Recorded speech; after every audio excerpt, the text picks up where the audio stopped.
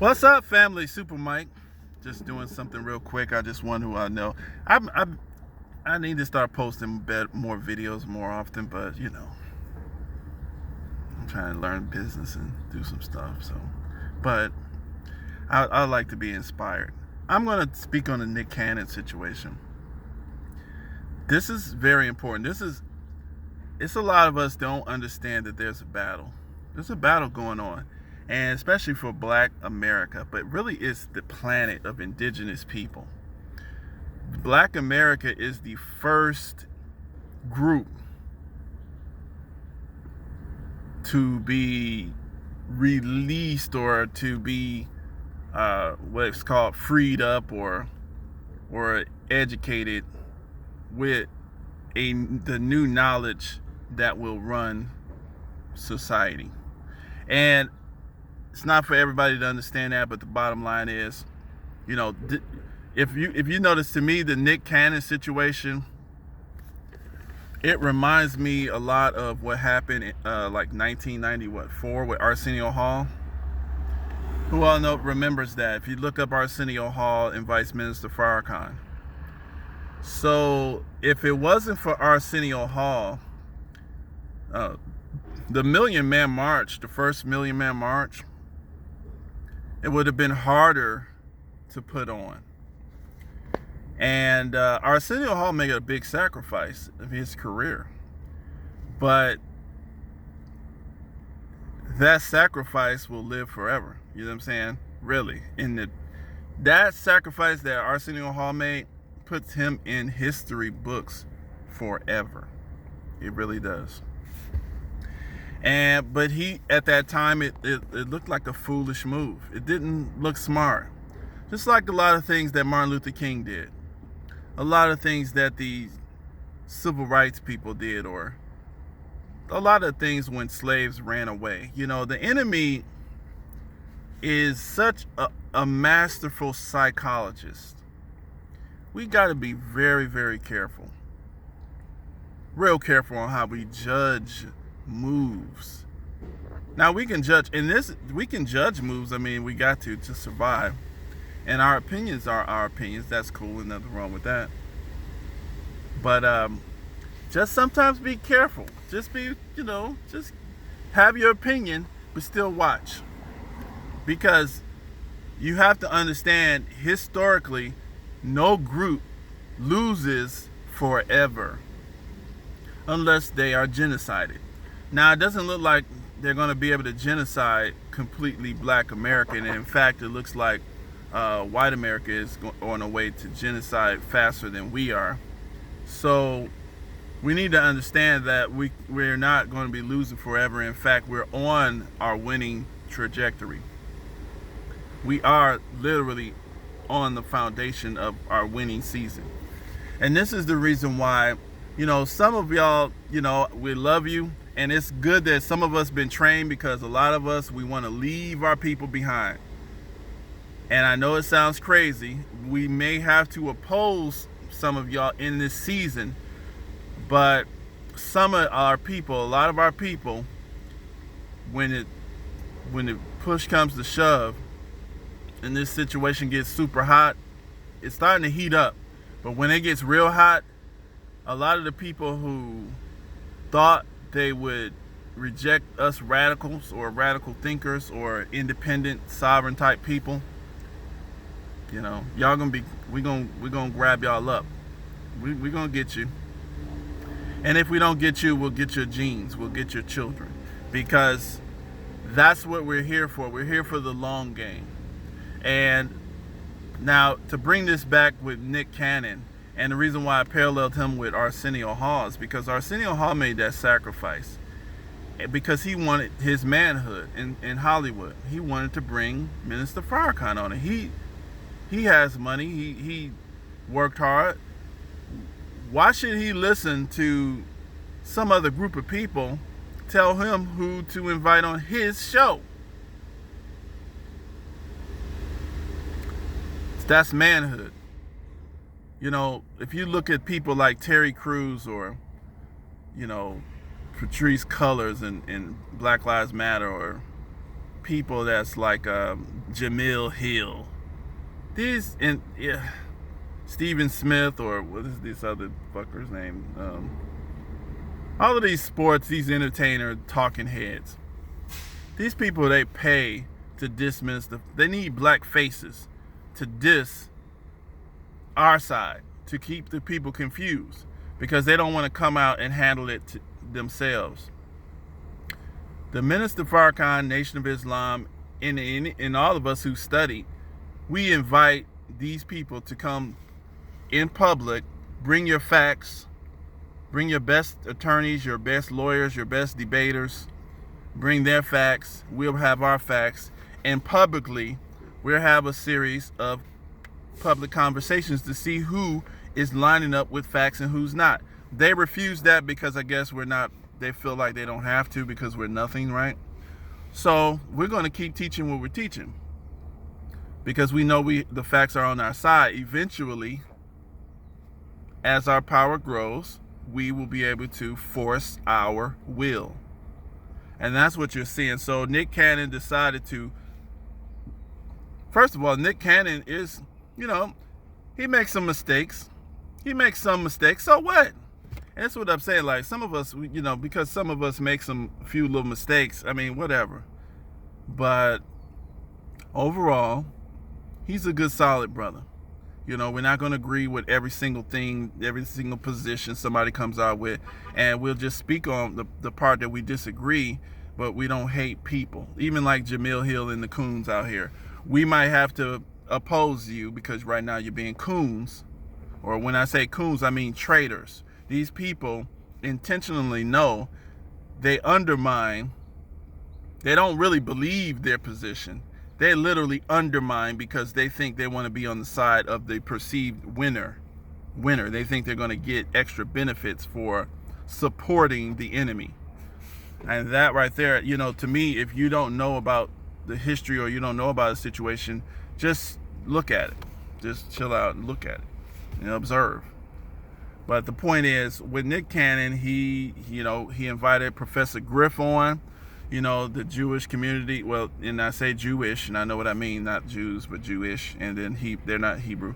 But these people, they want to use the label anti-Semitic for any and all. You're not able to criticize them. You're not able to correct them. It doesn't matter if they killed your parents. It doesn't matter if they stole organs from Haiti and they got caught in New Jersey for organizing, pedophile rings and buying and selling organs illegally.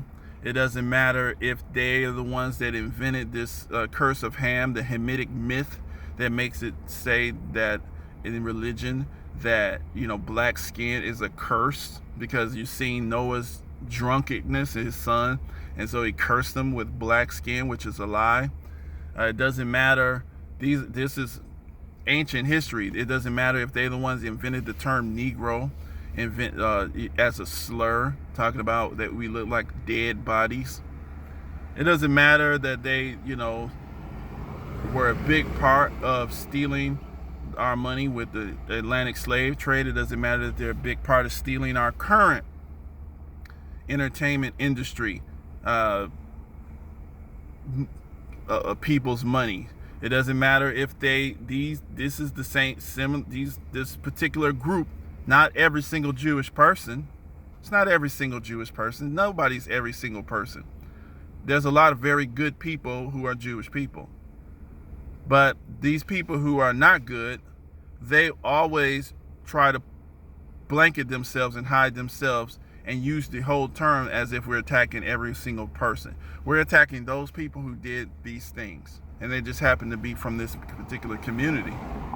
And this control that they have, or this blood sucking, every generation they teach themselves, they teach their children how to manage on our resources. This is the community that has the most to lose when black people start getting their shit together. So of course they're going to have a problem with us getting our shit together. Because if you start owning your own mortgage companies, if you start owning your own Walmarts, if you start owning your own businesses and international trade and finances and stuff like that, then what happens to them? They're the ones that own the Lehman Brothers. They're the one that owns the Goldman Sachs investment banks that lend your money. What if we start owning our own investment banks like Tulsa Real Estate Fund? You know, what if we start owning our own media outlets like BET, which we did own Bob Johnson, and he was literally pressured because that was another casualty of the Million Man March. He showed in full the Million Man March on BET. Bob Johnson did that. And after that, he was attacked, summarily attacked. His business, BET, he was put in a situation where either he sold and got a big payout, or they would pressure him out of business, and you know, he would have a hard time bouncing back. So he made a business calculation and he went ahead and sold that business. That's called pressure to sell your business, and that came from Viacom. So now Viacom owns BET. They own a lot of the black media outlets, and they try to use that ownership as a system of control over us. Now you get Nick Cannon. Nick Cannon has a business. He knows what he's talking about. He knows that he'll be attacked. He's a student of history. He understands what happens when you... But he decided to be a free man. Minister Farrakhan invited him to the July 4th Independence, so-called Independence Day. Nick Cannon decided to appear, take pictures, and be loud and proud about it. Okay, and tell people to listen to the message, because the message is that freedom. This is the fight for... We are enslaved in different sections of human activity. So you don't even get to the money part unless you get to the spiritual part. And a lot of people don't understand that. You will never get your money, your finances, and all of that together as a group unless you get your spiritual system under control. So that's what these groups, even though we laugh at some of these groups nowadays, Nation of Islam, Hebrew Israelites, Moors, Science Temple, and we argue amongst each other, amongst our differences, but the main thing, we actually agree on the history. We actually literally agree on the history, and we agree on the methodologies of finding the history. So truth is our primary concern. It's not about doctrine and dogma. And so the point is this, you know, you see Nick Cannon, you know, getting attacked because he went to the garden in Michigan of the Nation of Islam with Minister Farrakhan. They want to take his show and so-called fire Nick. But Nick is a businessman. So if you fire him, now he didn't quit. So Nick, if you fire somebody like Nick, he got something to fight you now. And he still is a businessman, because he can take his show, he can do his show all over the planet. You know, we are people of the planet. We could go in almost any country. There's black countries all over the place.